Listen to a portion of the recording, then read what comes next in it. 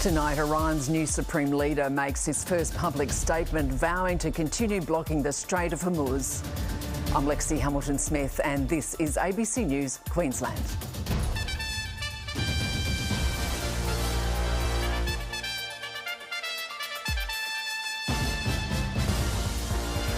The Australian government taps into domestic fuel reserves as the war in the Middle East tightens global supply. The heartbreaking flood clean-up for regional communities while Longreach waits for a weekend peak. The Matildas to take on North Korea in tonight's must-win Women's Asian Cup quarter-final. And a slight reprieve from the wet weather as we head into the weekend, but a southeasterly change moving up the coast could bring more rain.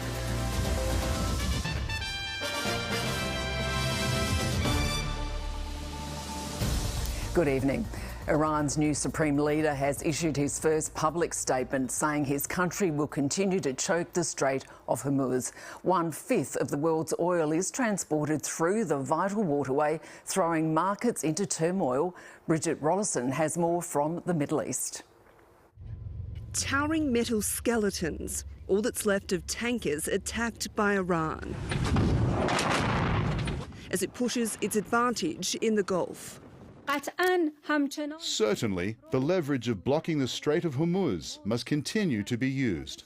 A statement read out by a presenter on state media, the first message from Iran's new supreme leader, Mojtaba Khamenei, since he was chosen to succeed his father. I had the honour of seeing his body after his martyrdom. What I saw was a mountain of steadfastness, and I heard that the fist of his intact hand had been clenched. But this did little to kill off speculation about Khamenei's health. The famously reclusive new supreme leader hasn't been seen in public since before the bombing which killed his father and much of their family. It is possible that he was wounded, but he is safe and in good health. I wouldn't issue life insurance policies on any of the leaders of the terrorist organisations. After more than a dozen Iranian attacks on civilian vessels since the war began, the US says its Navy could escort ships through the strait. That was always in our planning. Israel and the US have continued their attacks inside Iran, the US president warning more is on the way. We have unparalleled firepower. Watch what happens to these deranged scumbags today. But it's not only regime targets that have sustained damage. They destroyed that house and this one and ours here. Now we're staying with relatives. Where are we supposed to go? We have nowhere.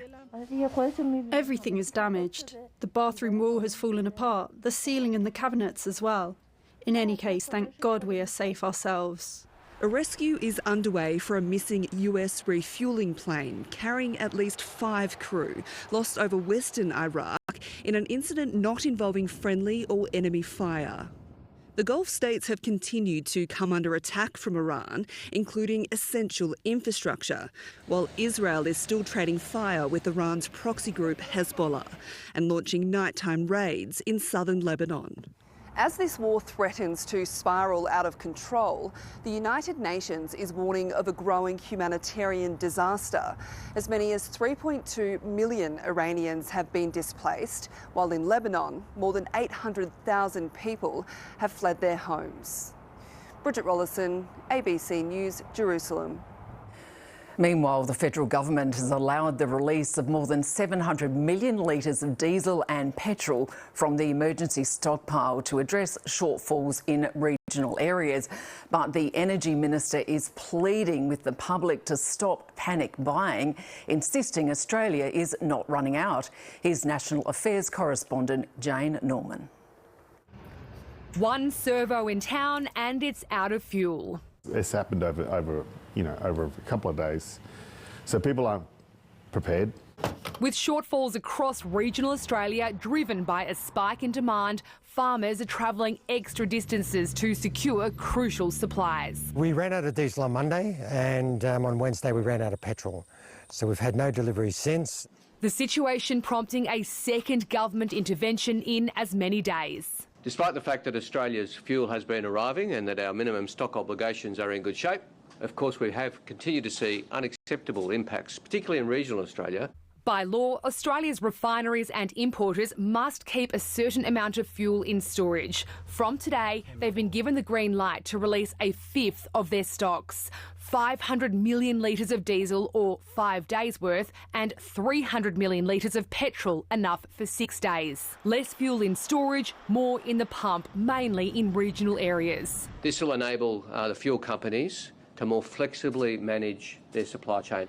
It's on top of yesterday's directive to lower fuel standards, allowing an extra 2 days' worth of petrol to flow from Brisbane's Ampol refinery. I hope now the government has woken up that this is a serious issue. The only party offering an alternative solution, One Nation. If it requires rationing in the cities, we're not saying you can't have fuel, but you have to limit it because we have to keep these semi-trailers moving. If you want to advocate petrol rationing, you're welcome to do that. That is not my intention. The problem for Australia is we import about 90% of our liquid fuels. It comes from refineries in Asia, which rely on oil from the Middle East.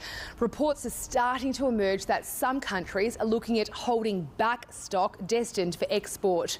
China, Australia's biggest supplier of jet fuel, considering cancelling cargoes already under contract. Jane Norman, ABC News, Canberra. 2 teenagers have been killed south of Brisbane after the e-bike they were riding collided head-on with a motorbike. The deadly crash comes just days after the release of a report recommending new rules to help keep young riders safe. A tragedy locals feared was coming. Last night, a Harley-Davidson motorbike was overtaking a car on this section of Middle Road in Greenbank when it collided head-on with an e-bike. The rider, a 16-year-old boy, and a passenger, a 15-year-old girl, sustained critical injuries and tragically died at the scene. The 52-year-old motorbike rider was seriously injured and is in a stable condition in the Princess Alexandra Hospital. In the dark, investigators say he had little chance of seeing the e-bike. I can confirm that the e-bike was not displaying lights, so there was no illumination coming from the e-bike. The loss of young lives in such terrible circumstances shaking first responders. I'm advised it was a particularly distressing scene. Nearby residents say new housing developments have made Middle Road very busy and very dangerous, with frustrated drivers often sharing the road with e-bikes. I'm really saddened by what happened last night, but I've got to be honest, I'm not totally surprised. 3 people have now lost their lives in e-bike crashes in Queensland this year. We had a tragic year last year. 14 people lost their lives on e-devices, that's e-scooters and e-bikes. This incident comes just a week after a parliamentary inquiry set up to investigate this issue released its report. It made a number of recommendations for change, including that only over 16 should be able to ride these devices, and that all those that can achieve a speed over 25 kilometres per hour should be reclassified as motorbikes. The government says it is considering those changes as we speak. When can we expect to see a response to those recommendations? Sooner rather than later. Is that next week? Sooner rather than later. Will Murray, ABC News. Hundreds of people have gathered to pay tribute to a woman and her young daughter found dead south of Brisbane yesterday. More than 300 mourners have gathered at a Logan Park laying flowers and teddy bears. The bodies of the 38-year-old woman and the 1-year-old child were located at a home after a man was injured when he was hit by a car. Police say the deaths are suspicious and the man, understood to be related to them, remains in hospital under police guard. High-profile Queensland Labor frontbencher Megan Scanlon isn't ruling out switching seats if proposed changes to her Gold Coast electorate go ahead. The Independent Redistribution Commission has suggested alterations to the Gavin electorate, which Labor fears could make it harder for the party win. Ms Scanlon says Labor is mulling over the potential changes. We've just seen the draft boundaries. I need to look through those. What's clear is the LNP do not want Labor on the Gold Coast because it means that they are actually put under some scrutiny. A volunteer mud army is out in force in Bundaberg, piling up ruined carpet and mud-covered possessions in the wake of this week's flooding. Downstream, a search continues following reports a man fell from a houseboat into the Burnett River. Growing mounds of rubbish line Bundaberg's streets as a volunteer mud army gets stuck into the clean-up. Ruined rugs and broken goods dumped, ready for tomorrow's council collection. The community banding together. We've come down with shovels, we've got brooms, we've got gurneys. I just had a new gate delivered because for some reason mine floated away. As floodwaters continue to recede, a search is underway for a 51-year-old man who fell from a houseboat into the Burnett River. We have grave fears for this person's life. We are searching feverishly to try and locate him. There's a heightened risk in the river with debris and boats washing up, and dangers too in the cleaning up process, with calls to wear appropriate footwear. Queensland Health have identified that there is sewage in that mud, so they need to wear the correct PPE. Damage assessments are ongoing, with 14 homes so far deemed uninhabitable. Many of these flood-affected residents don't have insurance. Either they can't get it or it's too expensive. Instead, they'll be paying out of their own pockets to repair and replace everything. It's just a bit of a gamble, but it is. It's like thousands and thousands of dollars. It's a similar situation in Chinchilla, where a clean-up is also underway. Flood insurance isn't really a possibility at the prices they want. Northwest in Longreach, the community is preparing for flooding, with waters forecast to peak over 6 metres from Sunday. Johanna Marie, ABC News. And let's take a look now at what Longreach is expecting with Arianna Levy. Now, Ari, what is the situation likely to be? Well, Lexy, the flooding focus is now shifting from central Queensland towards the central west. Now, the Thompson River at Longreach is currently sitting at 4.6 metres and rising at a moderate flood level. Forecasts are showing that the river is likely to peak either late this weekend or early next week above the new bridge level, which is 6.3 metres. That could possibly be the biggest flood event for the region since 2000. Stay with us though, I'll have the rest of the state's weather very soon.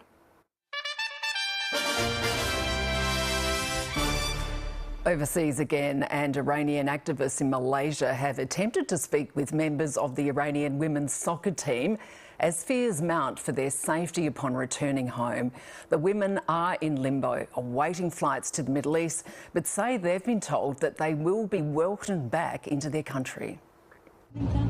A late-night encounter on the streets of Kuala Lumpur. Iranian activists make a desperate approach to the women's soccer team. The players say they've been told they'll be treated well on their return to Iran, even treated like princesses. But Iranians here in Malaysia pushed back, fearing for the women's safety on their arrival. They have deep concerns the players haven't made their decision freely. If they stay here, their family's life are in danger. If they go back, even their own life is also in danger. The team was labelled wartime traitors after they didn't sing the anthem at a match in the Asian Cup. 7 players were granted protection visas by Australia. 1 changed their mind. An Iranian Foreign Ministry spokesperson said the remainder of the team would be welcomed back with open arms. But Iranian Australians don't buy that. They're calling on the Asian Football Confederation and FIFA to intervene. They have huge influence. They should use this influence to seek the transparency and the safety of the players. Analysts claim both of these governing bodies have failed their human rights obligations over this affair. Neither organisation has responded to questions from the ABC over whether a human rights risk assessment was carried out. The Iranian women are caught in limbo in Malaysia, awaiting flights home into a war zone and an uncertain future. Tim Swanston, ABC News, Kuala Lumpur. Well, the Middle East conflict is also having a significant impact in some of the world's most remote villages. Gulf countries depend heavily on migrant labour, and at least 13 foreign nationals have been killed during the war so far. South Asia correspondent Meghna Bali travelled to a remote village in Nepal to meet the family of one of the victims. The grief inside this home is overwhelming. "They killed my precious son," she screams repeatedly. Her husband tries to comfort her. It has been really painful to lose my only son. 29-year-old Dibas Shrestha was killed on March 1st after an Iranian missile attack near Abu Dhabi's Zayed International Airport. The missile was intercepted, but debris struck and killed him. I saw news that 3 people, a Nepali, a Pakistani and a Bangladeshi, had been killed in the attack. The media showed a photo of the Nepali victim. It wasn't my son, but then we received his body. Like many in this remote Himalayan village, Dibas left home for work in the Gulf. He worked night shifts as a security guard, one of millions of South Asian migrants that keep the region running. The work can be difficult, but the wages are higher than what they could earn here. He used to tell us, don't panic about household expenses. I will do better. Dibas is one of at least 13 civilians killed in Iranian strikes across the Gulf since the conflict began. Most of the victims are migrant workers. Millions more remain in the region, many with no way out, like these Indian seafarers. Our company is not listening to us. Continuous bombing is taking place. Their worst fears, now a tragic reality for some. Dibas's body was repatriated and cremated last week, but the rituals offer little comfort. He had big dreams, to work for a few years, then come back and start a business in Nepal. Dibas Shrestha left this quiet village hoping to build a better life for his family. Instead, thousands of kilometres away, he became an unexpected victim of war, and the future his family was counting on is now gone. The consequences of a distant war felt unbearably close to home. Meghna Bali, ABC News, Gorkha. Major US cities will ramp up security around Jewish institutions after a ramming attack at a synagogue in Michigan. Authorities say the attacker drove through the doors and down a hallway before his vehicle caught fire. One security guard was injured and the suspect is now dead. In a separate incident, a gunman with links to the Islamic State was killed shortly after opening fire at a university in Virginia. 2 US Army personnel were injured and the FBI has opened a terrorism investigation. Qantas has agreed to pay $105 million to settle a class action after being accused of failing to provide refunds for cancelled flights during the pandemic. The settlement includes no admission of liability from the airline and still has to be approved by the federal court. It relates to customers being given credits instead of refunds for cancelled flights between January 2020 and November 2022. Qantas says affected customers can expect to be paid by the end of this year. Let's go to finance now, and it was another lacklustre day for the share market as oil prices remain high. Meanwhile, the consumer watchdog has voiced concerns that Australia's petrol retailers may be overcharging. Here's David Chow. It was only 3 weeks ago when you could buy petrol for about $1.70 per litre. Those were the good old days. But now you'd be lucky to find a servo selling unleaded for $2.15. Darwin has the highest average price, while Canberra's got the lowest. But Perth was where prices went up the most, up 60 cents a litre. So the ACCC is writing to petrol companies across the nation to ask why there's such a huge disparity. And it's concerned there might be some profiteering going on, which is probably what many of us already suspected. Now let's take Sydney, for example. When wholesale fuel costs go up or down, it normally takes 7 days for retailers to adjust their prices. But what the consumer watchdog noticed is when the war broke out, prices at the Bowser rose almost immediately for some mysterious reason. And while it's not illegal to price gouge, it's against the law to give a false or misleading reason for the overcharging. So this investigation might not get terribly far. Meanwhile, the share market ended its day practically flat, but it's down 2.6% this week, and it's plummeted by more than 6% since Israel and America started their war against Iran. And it's probably no surprise that shares of fuel retailers went up today after the government said they don't have to hold as much in reserves, so they can sell a lot more. Overseas, there were some mild to heavy falls for markets in the US, UK and Asia. The Aussie dollar is a bit weak at 70.6 US cents, and in commodities, gold, silver and iron ore prices rose, while oil was still very expensive at over $100 US a barrel. And that's despite the fact the US has decided to temporarily let other countries purchase Russian oil that's already stranded at sea, which smacks of desperation. And that's finance.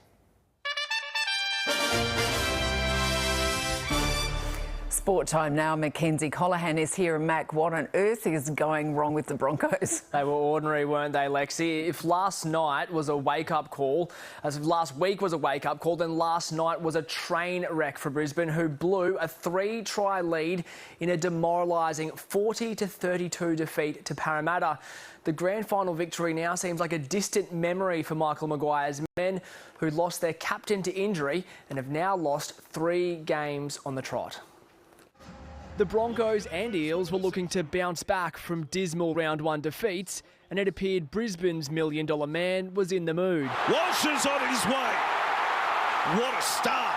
Racing to a 14-point lead in the first half. It looks very much the Broncos of 2025. It looked like the Premiers had learned their lesson from last week, until bad habits crept back in, mistakes and ill-discipline gifting the Eels field position, and they made the Broncos pay. They got another one. The wheels falling off for the Broncos, conceding 3 tries in 5 minutes before the break. Unbelievable 20-all. Brisbane made 12 errors and gave away 8 penalties. The frustration was evident. A piece of individual brilliance from Reece Walsh kept them in it, but it was Jonah Pezzett who stole the show. He'll wear the number 7 jersey for the Broncos next year, and he set Lang Park alight, setting up 3 tries and putting the final nail in their coffin.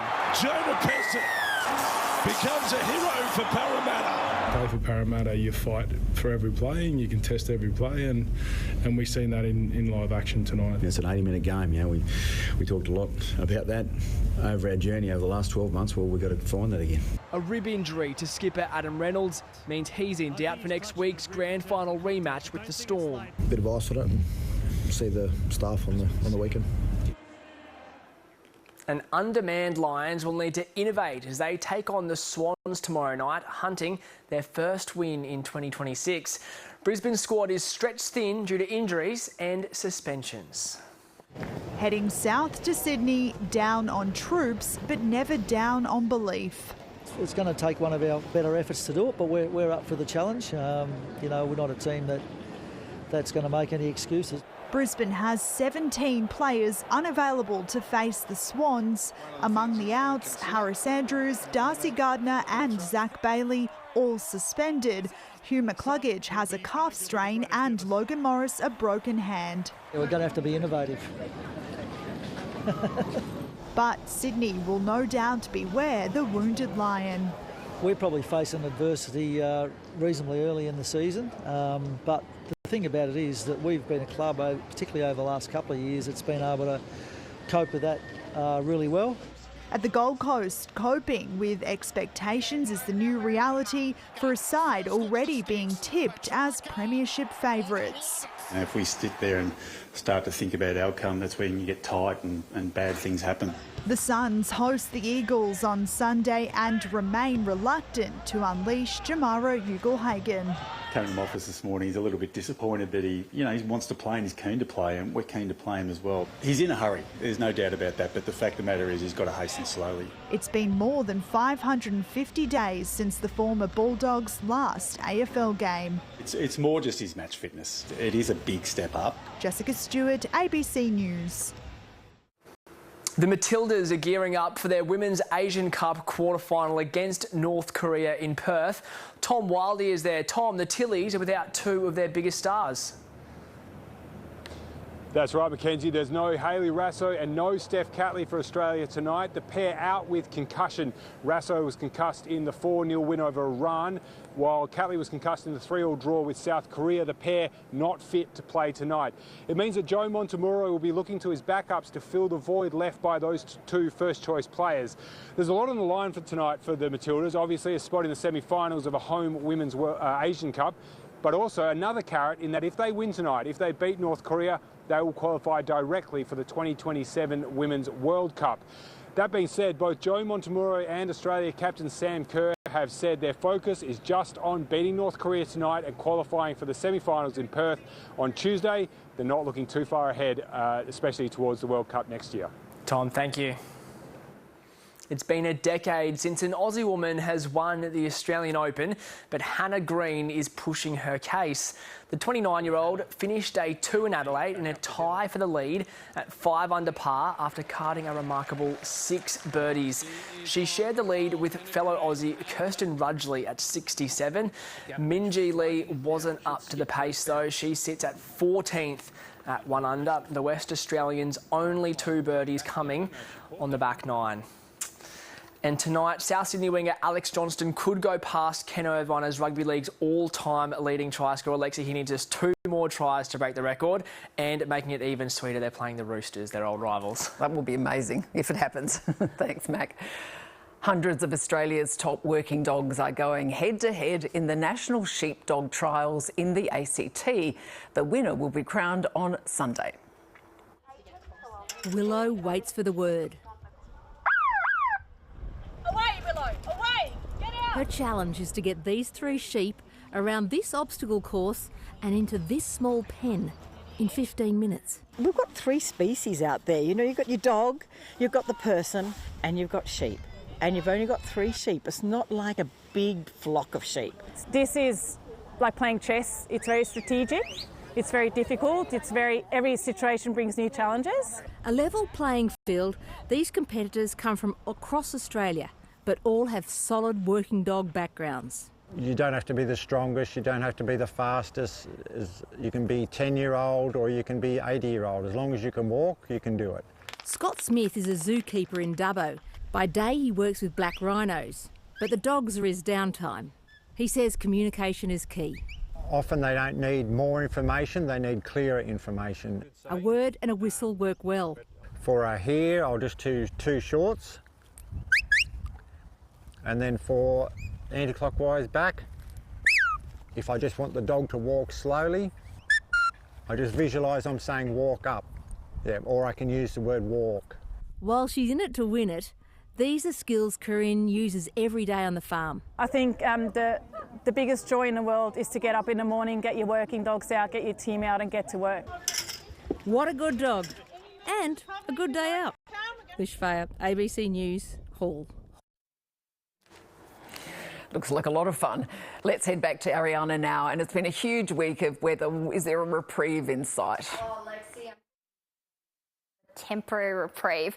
The southeast caught the brunt of the showers this afternoon due to this southeasterly change. Now tomorrow, that change will start to move up the coast with rain developing around central Queensland before, as you can see, it moves towards the north by Sunday. Onto the temps. Today's hotspot title was taken out by Winton, hitting 36 degrees. And in the city, it reached a muggy 33. Now, of course, it wouldn't be Friday the 13th without an eerie treat. Karen snapped the sun, pretending to be the moon on the Goldie this morning. Meanwhile, Bernard captured the misty hills of Towers Hill. And early birds were certainly treated to this gorgeous sunrise at Coolum. Thanks so much, Michelle. Turning to the satellite now, a series of low pressure systems and troughs are creating thick cloud with thunderstorms in the north. And we've also got this high pressure system over the Southern Ocean, and that's directing cloud coverage straight to WA, South Australia and Victoria. We can also see on the charts that this ridge, which is developing along the state border, will create some of those warmer conditions. But a high in the Tasman Sea will keep most of the east coast settled and dry behind that change of course. Around the country, Canberra, Hobart and Adelaide looking at a mostly sunny day tomorrow with Perth getting to 30 degrees. And on the forecast, of course, a chance of thunderstorms towards the afternoon in the north, with some of those winds developing east to southeasterly up to 35 kilometres. Over the interior, mostly sunny day in store with a chance of light showers in the southeast. And of course, speaking of southeast, high chance of showers along the coast, possible thunderstorms in the early morning with winds also getting to 35 kilometres. Now, in the city, looking at a partly cloudy day tomorrow, Ipswich getting to 29, Brisbane getting to 27, Gatton looking at 28. On the bay, those southeasterlies up to 30 knots for boaties, seas to 2 metres, and the sunrise looking at 5:48. Now, there's also a strong marine wind warning about on the coast from Townsville all the way down to the Gold Coast. And of course, looking ahead for the rest of the week, we are in for a bit of a mixed bag with some showers and storms for the midweek before clearing up hopefully by next weekend. Fingers and toes crossed, Lexy. Absolutely. Thanks so much, Ari. And that is news to the moment. Thanks so much for your company. We'll see you again tomorrow. Good night.